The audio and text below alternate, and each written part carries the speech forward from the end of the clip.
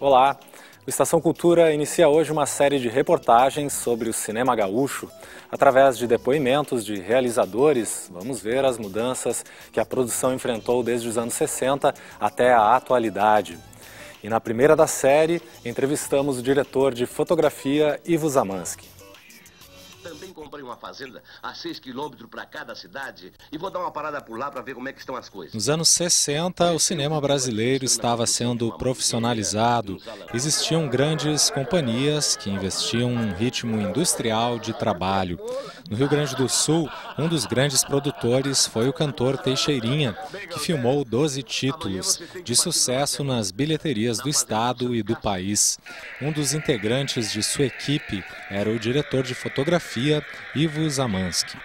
Na década de 60, nós tínhamos aqui algumas produtoras cinematográficas, como a própria Leopoldo Som, que era uma indústria cinematográfica, que se produzia, era documentário, jornal cinematográfico, que era grande na época, na qual era um curta por semana que se produzia. Mais que revelar que a produtora não parava nunca, né?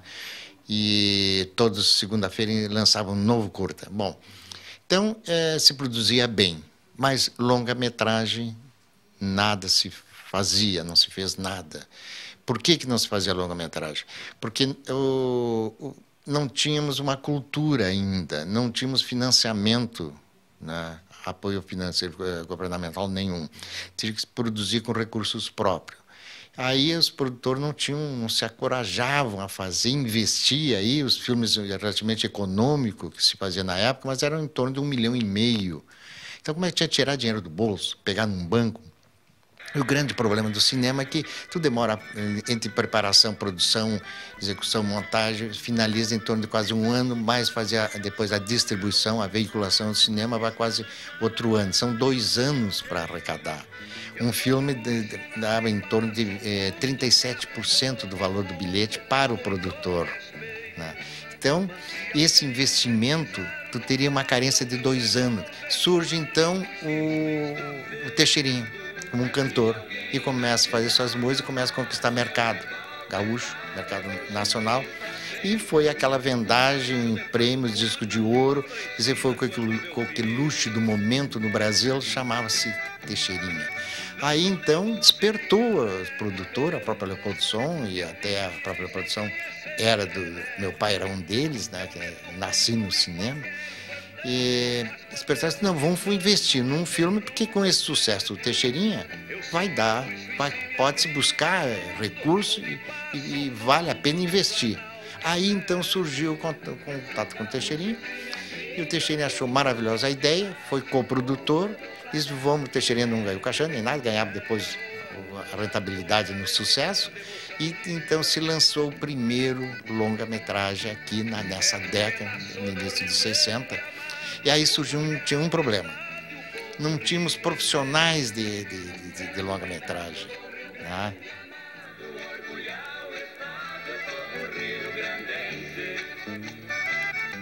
Filho de cineasta, Zamansky iniciou no telejornalismo e viveu de perto as diferentes fases do cinema, atuando como câmera, técnico de laboratório, montador, sonoplasta e roteirista.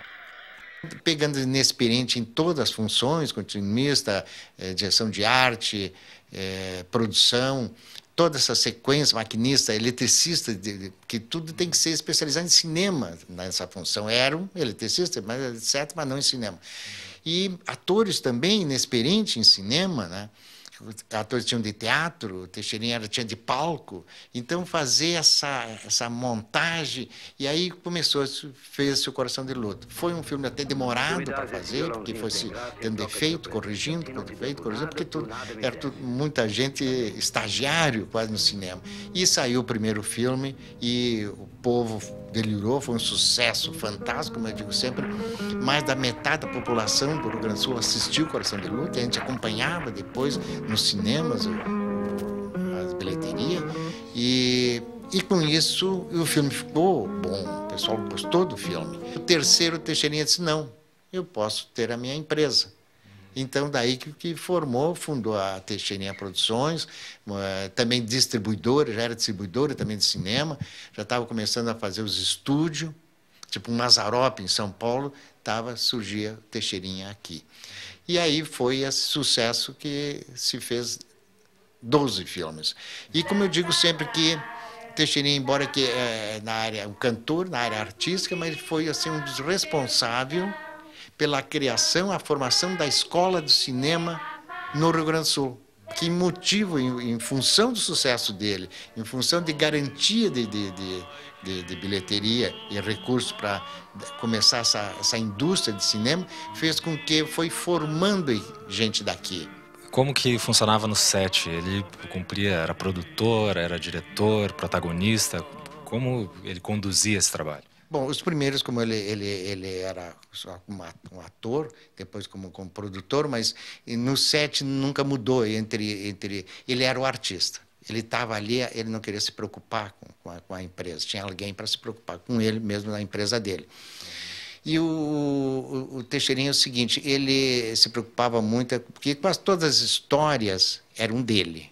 E depois um diretor fazia a adaptação cinematográfica, o tratamento cinematográfico do que ele escrevia.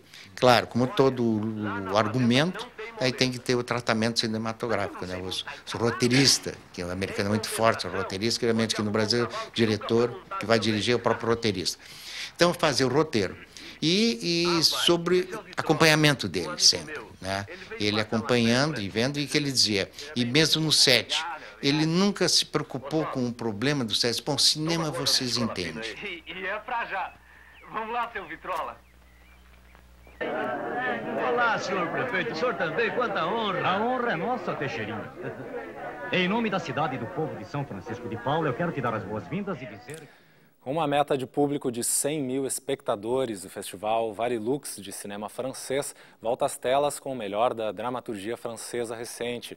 Neste ano, o festival chegará a 45 cidades e 80 salas de cinema no país.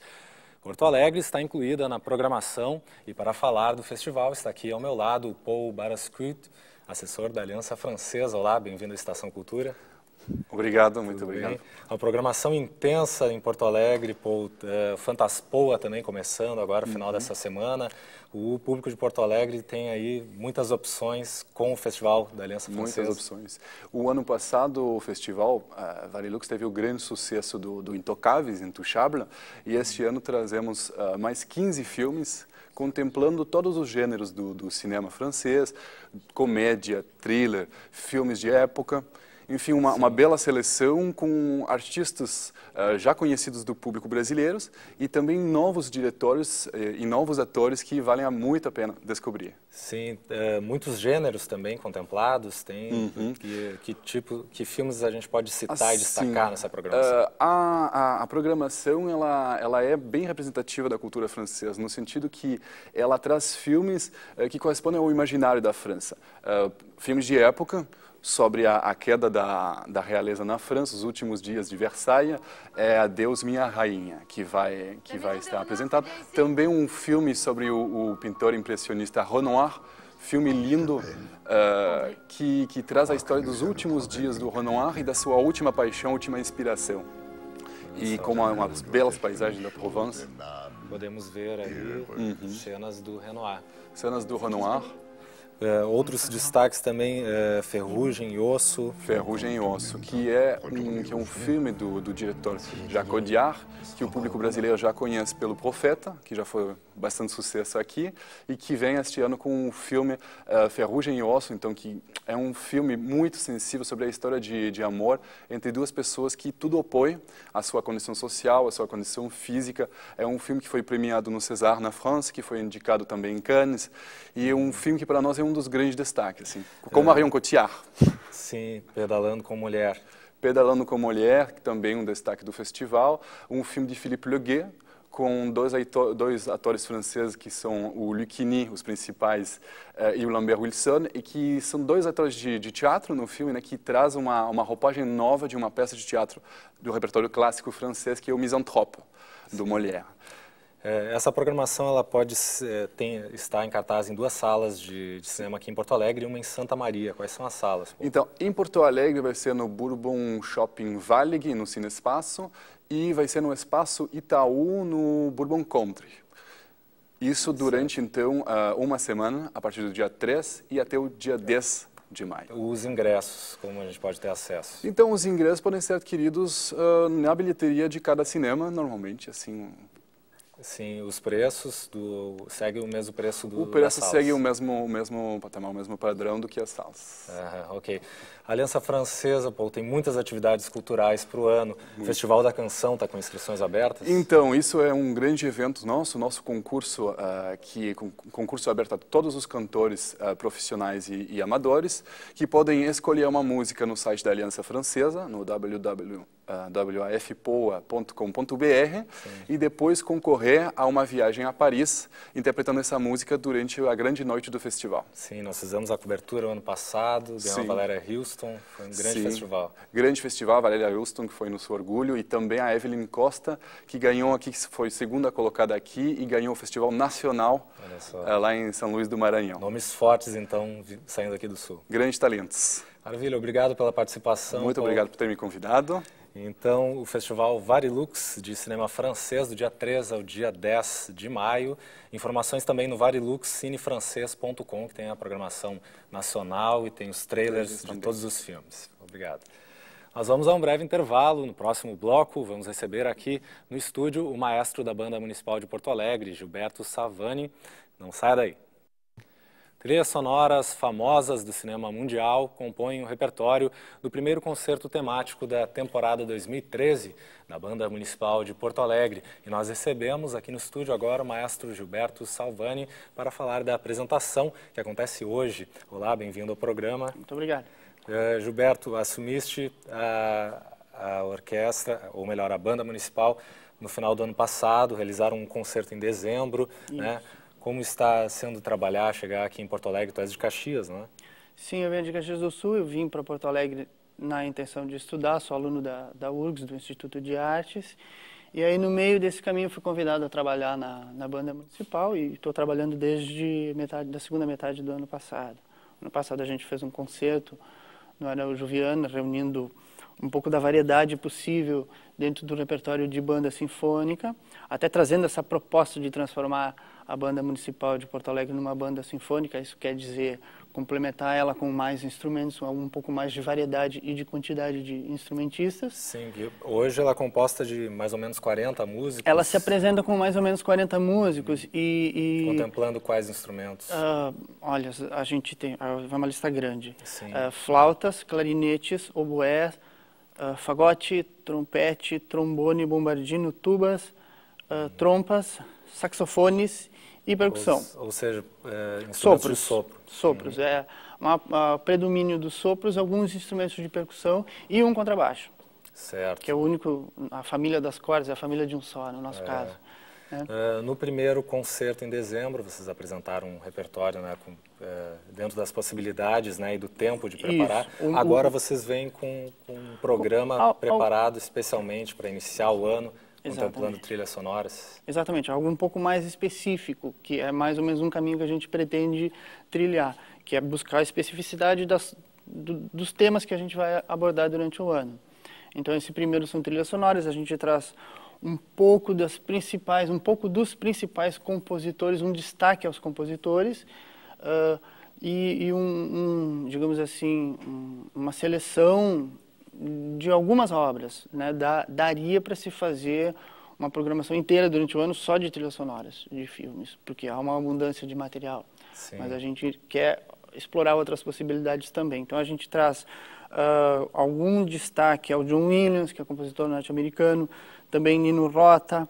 Aí na Itália a gente tem, além do Nino Rota, Nicola Piovani, Ennio Morricone, Hans Zimmer, que é alemão, já é nova geração de compositores, Michel Giacchino também na nova geração. A gente destaca também, digamos assim, alguns veteranos da trilha sonora e alguns novos, que são Hans Zimmer, o Michel Giacchino tem ganhado o prêmio ganhou o Oscar com a trilha de Up e tem feito várias produções muito boas, tem se destacado realmente como compositor de cinema. Sim. E junto com ele Hans Zimmer e vários outros também que a gente não vai conseguir incluir nesse momento. A banda também prepara ao longo do ano uma programação nesses concertos temáticos, né? Exato. Contemplando outros temas. Eu sei que vocês vão promover um concerto com MPG. Exatamente. A gente está fazendo isso, uma espécie de continuidade do Encontrabanda, que é um projeto que a banda tinha antes de eu assumir. E para a gente poder fazer encontros e também para possibilitar que a banda se apresente sem ter um convidado, a gente está chamando de concertos temáticos, mas é uma continuidade de um projeto que já existia. Então a gente vai fazer um concerto dedicado ao tango, que é, digamos assim, uma música parente da música gaúcha, que tem um parentesco muito próximo, tanto no estilo quanto na emotividade, né? Uma ligação histórica também com a cidade de Porto Alegre. Exatamente. A gente traz também a MPG, que é, digamos, um pouco do que se faz de mais urbano, de uma música mais urbana, não tão tradicional, talvez, não sem esse compromisso tradicional tão grande. Sim, a princípio sem convidados. Esses dois com convidados. O de trilhas sonoras é sem convidados. Sim. Né? E a gente pretende fazer também um concerto de música erudita. Eu não gosto de usar o termo música erudita, tá? Mas eu sou obrigado a usar, porque eu não sei um outro termo para nomear isso que a gente vai fazer, que é uma seleção de obras compostas para a banda sinfônica. A gente conhece, o público conhece muito, a composição feita para a orquestra sinfônica, aí grandes nomes, sei lá, desde Mozart, a Tchaikovsky, a Stravinsky, enfim, a lista é enorme. E os compositores no século XX começaram a dar uma olhada, uma espiada, assim, opa, tem um grupo surgindo aqui que é a banda sinfônica, que começou a trabalhar também com a música de concerto, que a gente gosta de chamar também. Sim. E aí alguns compositores começaram a trabalhar. E hoje a gente tem uma leva de compositores muito grande trabalhando para a banda sinfônica, em torno de uns, sei lá, acho que uns 100, os mais, né, compositores que estão fazendo atualmente, né? Tem um compositor de Porto Alegre também que a gente vai apresentar, que é o professor da universidade, é meu professor. Esqueci o nome dele, eu tenho aula com ele hoje de tarde, ele vai me matar. Vai lhe cobrar. Mas eu vou lembrar até o fim. Também outros compositores, enfim, a música, só está fora disso a canção transformada em peça instrumental. Sim. Né, que é um concerto de música instrumental. Ok, então, bom trabalho aqui na Banda Municipal. Dimitri Servo. Maravilha. Salva a minha aula. Há tempo.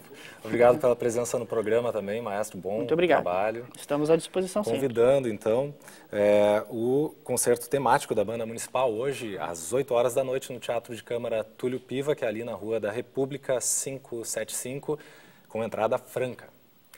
Abrem hoje as inscrições para o festival Primeiro Filme. A atividade faz parte de um projeto do Santander Cultural e da Prana Filmes e visa o ensino da linguagem cinematográfica. Nós vamos ver agora uma reportagem sobre o lançamento deste projeto.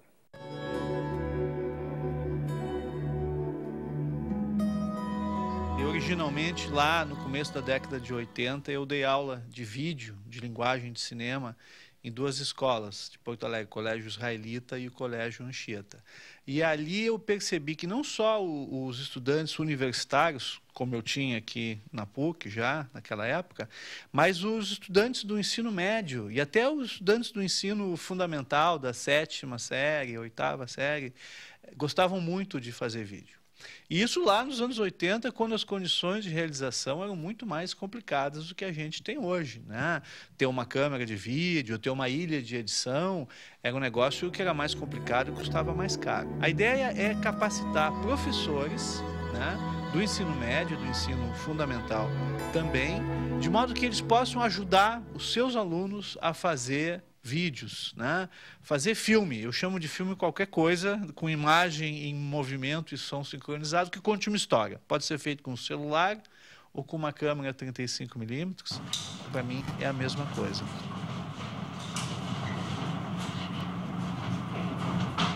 Ação!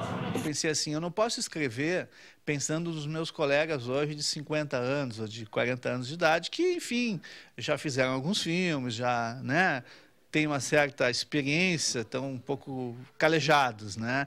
Eu tenho que falar para os, né, não cineastas como um não cineasta, ou como alguém que mal está começando. Então, eu me lembrei de como é que eu comecei a fazer Super 8. Fazer também um DVD que vai dar exemplos audiovisuais, né? Tem certas coisas na linguagem do cinema que é melhor mostrar com um pequeno desenho ou com uma foto, né?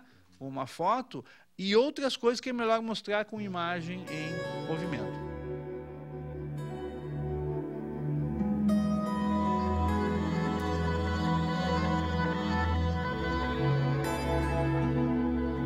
Quando uma pessoa está começando a fazer cinema, a coisa mais preciosa para ele aprender é a linguagem. Não são questões tecnológicas. Então, boa parte do meu livro e no DVD também, eu fico bem mais preocupado em falar de linguagem, de narrativa, de atores, do que de tecnologia. Até porque as novas gerações, ao contrário, né, da minha, que tinha que aprender como é que é uma câmera Super 8, eles pegam o celular e filmam. Eles pegam uma câmerazinha, sabe, que está encostado no fundo do armário e filmam. Não é difícil para eles. Eles vão para o computador, tem o Windows Movie Maker, entendeu? Agora, que tu precisa cuidar de certas coisas técnicas, também tem.